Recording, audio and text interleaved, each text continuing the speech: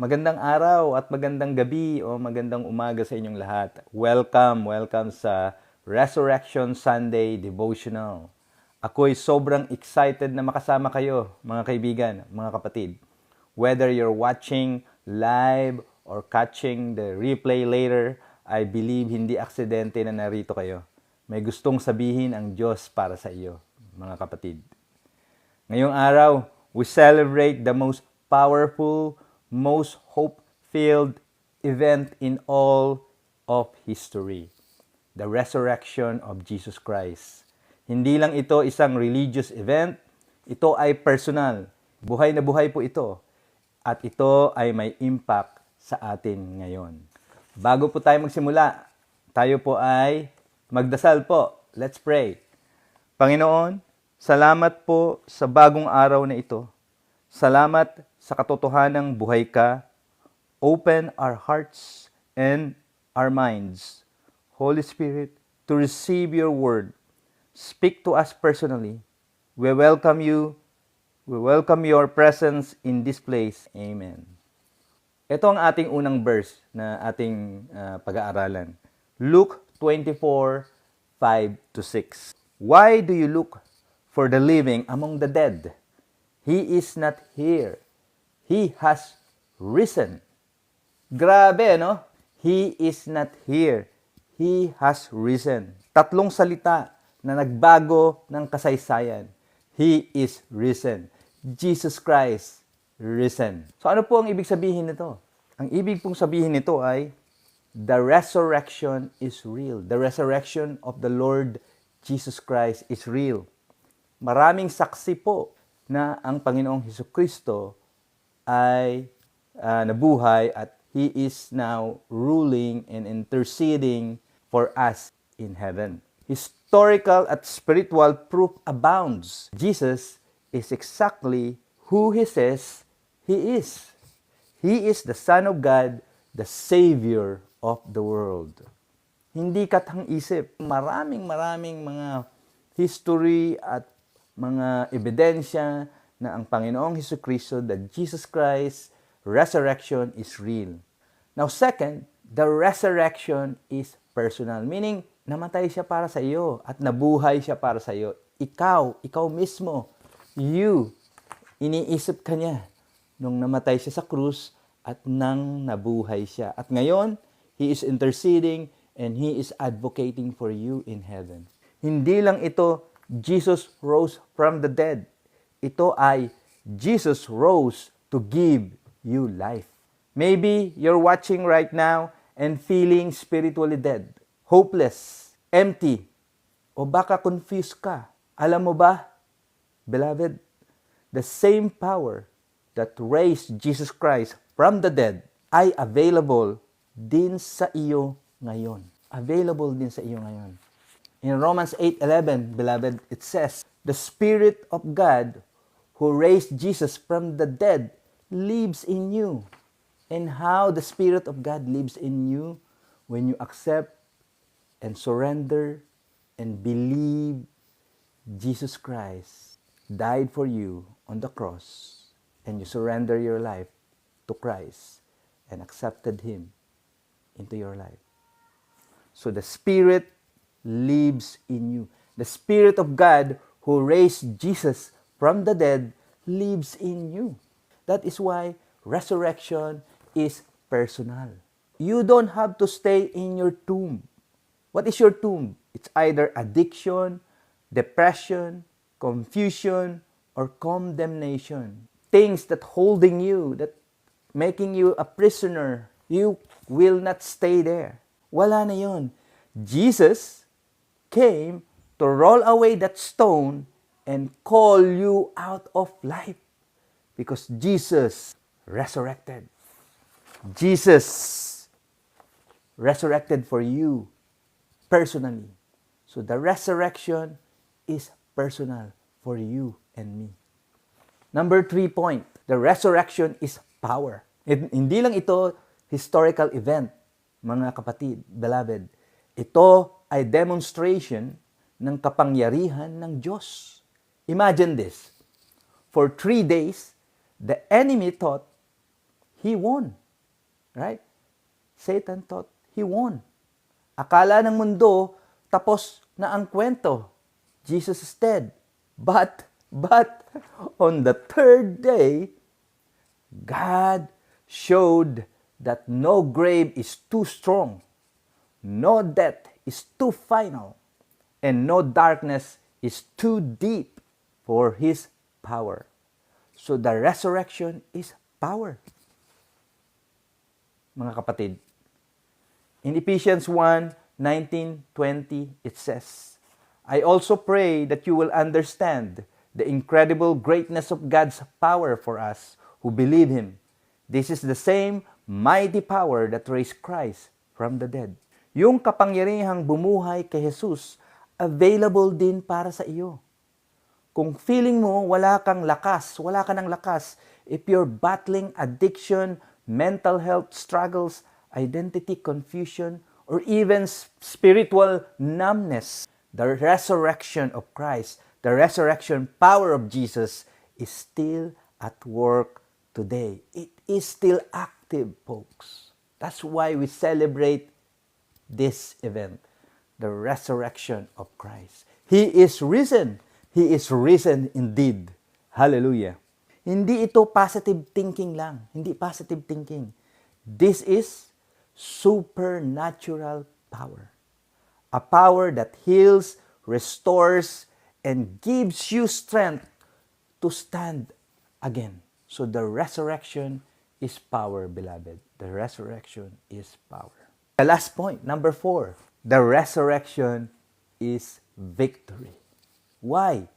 1 Corinthians 15:55-57. Where, O death, is your victory? Where, O death, is your sting? Thanks be to God. He gives us the victory through our Lord Jesus Christ. Kapatid, beloved, kung kay Kristo ka, you are not fighting for victory. You are fighting from victory. Finish na ang laban. We are already victorious. Bayad na ang utang. We are not under God's judgment anymore. Tapos na ang kasalanan. Our sin, lahat ng kasalanan natin, tapos na. Past, present, and future, all forgiven, all paid, because Christ paid it for us by dying on the cross. That's why the resurrection is victory. Hallelujah.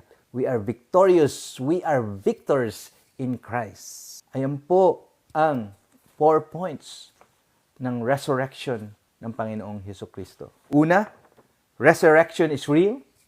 Second, resurrection is personal. Third, resurrection is power. And fourth, resurrection is victory.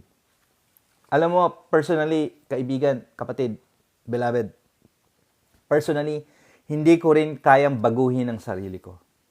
Marami akong pinagdaanan noon, questions, doubts, at struggles. Pareho mo rin ako. Pero, nung na-encounter ko si Jesus, hindi siya dumating para husgahan ako. Hindi siya dumating para i-condemn ako sa kasalanan ko. Kundi para buhayin muli ang puso ko. Tinanggap niya ako kahit gulong-gulo ako, kahit makasalanan ako. At ngayon, I want you to know, kaya ka rin niyang buhayin muli. Tatanggapin ka niya kung sino ka man. Hindi niya titingnan ang kasalanan mo. All you have to do is believe that the Lord Jesus Christ died for you on the cross. Surrender your life, accept Him into your life, and believe that He died for you on the cross. Hindi siya dumating para husgahan ka. Dumating siya para buhayin ka muli. So later on, we will pray together. Tanggapin mo ang Panginoong Hesukristo sa buhay mo. Believe that Christ died for you on the cross. Believe. Just believe and you will be saved. Maybe, beloved, you're stuck in guilt. Maybe iniisip mo, hindi ka karapat-dapat sa pagmamahal ng Panginoong Hesukristo. Pero Resurrection Sunday tells us differently. Jesus specializes in reviving the dead. Bakit dead? Kasi dead na tayo sa ating kasalanan. Hindi natin kayang buhayin ng sarili natin. Tayo ay under God's judgment because of our sin. And we cannot save ourselves. And Christ knows that. And Christ said, I'll do it for them. I'll take their sins. I'll take the sins of the whole world and put it on me. And I will die on the cross with the sins of the world. So that's what Christ did. He died for you. He took your sin. Not only your sin, but the sin of the whole world. Yung mga pinanganak noon at yung mga ipapanganak pa in the future. God, the Lord Jesus Christ, took that sin, all of that sin, and laid it on Him and put it on Him and died on Him on the cross. So nung nabuhay siya, when He rose from the dead, we are alive again. That's the picture, folks. When we surrender and give our life to the Lord Jesus Christ and believe that He died for us on the cross, just believe, we will be alive again. I testify to that because before I am dead in my sin, but Christ, when I encounter Christ, when I accepted Christ in my life, I surrender my life to Christ. I am alive again. Hallelujah! He is risen. He is risen indeed. Gusto kitang imbitahan, kapatid, beloved. Kung hindi mo pa tinatanggap si Jesus as your Lord and Savior, this is the best time. Resurrection Sunday is not about religion. It's about relationship with a living God. Kung nais mong isuko ang buhay mo sa Kanya, sumabay ka sa panalangin ko. Sumabay ka, kapatid. Ulitin mo. Repeat after me. Okay? Repeat it after me. Those who are on the other side of the screen, if you want to surrender your life to Christ, if you believe that Christ died for you on the cross and you want to surrender your life to Christ, repeat after me. Let's pray together. Okay? Let's pray together. Let's pray. Repeat after me. Jesus, naniniwala ako na ikaw ay nabuhay na muli. Patawarin mo po ako sa aking mga kasalanan. Tinatanggap kita bilang Panginoon at tagapagligtas ng aking buhay. Mula ngayon, sa iyo na ako. Buhayin mo po ako gaya ng pagkabuhay mong muli. Amen. Kapatid, if you prayed that prayer in the other side of the screen, welcome. Welcome to the family of God. Now, I will also want to pray this in English because some of you don't understand Filipino. So I would like to invite you to pray with me again in English. Repeat after me. Okay? Let's pray. Believe that Christ died for you on the cross. Accept Him in your life. Surrender your life to Him. Let's pray. Lord Jesus, I believe that you rose again. I believe that you died for my sins on the cross. Please forgive me for my sins. On this day, I accept you and I surrender my life to you. I accept you as my Lord and Savior. From this day forward, I will obey you, O Lord of God. In Jesus' name, amen and amen.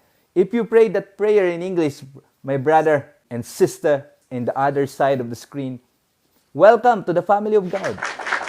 Welcome to the family of God. We are brothers and sisters now. Kung nanalangin ka kanina, welcome to the family of God. At kung may pinagdadaanan ka ngayon, tandaan mo ito, kapatid. The tomb is empty, so your heart can be full. Hallelujah, hallelujah. Keep trusting Jesus. Buhay siya, buhay siya. At dahil buhay siya, may pag-asa ka. Happy Resurrection Sunday. He is risen. He is risen indeed. Jesus is alive. So is your future. Jesus is alive. And so is your future, folks. Hallelujah. Hallelujah.